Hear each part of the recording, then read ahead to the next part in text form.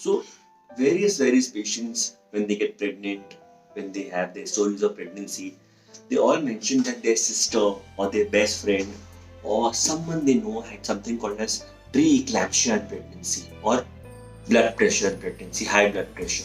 Now, what is high blood pressure in pregnancy? There are various changes. Once the baby is growing inside the uterus, the blood supply to the baby increases in a much higher fold for the baby's growth. This is what you call as the modification of the spiral arteries for improving the baby's blood supply. Now, what exactly goes wrong? When this dilatation of the spiral arteries that supplies blood to the baby from the uterus to the growing baby, the vessels exist in the wall of the uterus. When this process fails to take place completely, this is the reason for having pre-eclampsia in pregnancy. Now, what is pre-eclampsia in pregnancy or hypertension in pregnancy or pregnancy-induced hypertension? This patient was never having any complaints of high blood pressure initially.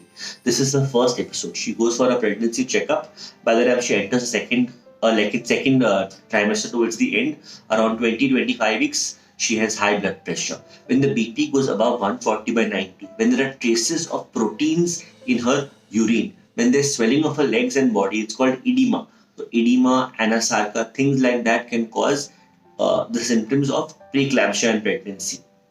There are various blood tests. There are checkups like doing the retinal checkup of the eye. The mother has to undergo a fundoscopy of the eye, a kidney checkup, because the eye and the kidney are again affected in high blood pressure. Now, what is the main concern over here? The main concern is the mother's cerebrovascular and cerebral health. Her own concern is her own well-being. The second concern of the gynecologist is the growing child. Now, when there's high blood pressure, there's reduced blood supply to the uterus and the growing baby.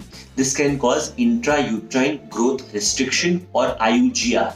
This is something called as a color Doppler, which is done in the second trimester towards the end or the early third trimester, monitoring the blood supply to the baby via the uterine and the umbilical arteries. Any vessel shift, any changes, any resistance in the blood reaching the baby can cause something called as intrauterine growth restriction and oligohydramnios. Oligohydramnios is a reduced amount of fluid and liquor around the baby, which could be detrimental to the growth and the delivery and the existence of the movements of the child.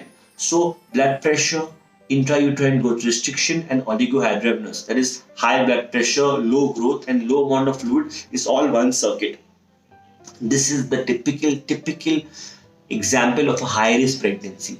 Such a woman requires hospitalized delivery, intensive approach, needs to be seen more frequently by her obstetrician, blood pressure monitoring, blood pressure medications. Also, she might require intensive checkups by even a physician for blood pressure and even reference to the general physicians who are MD medicine who look into high blood pressure in pregnancy.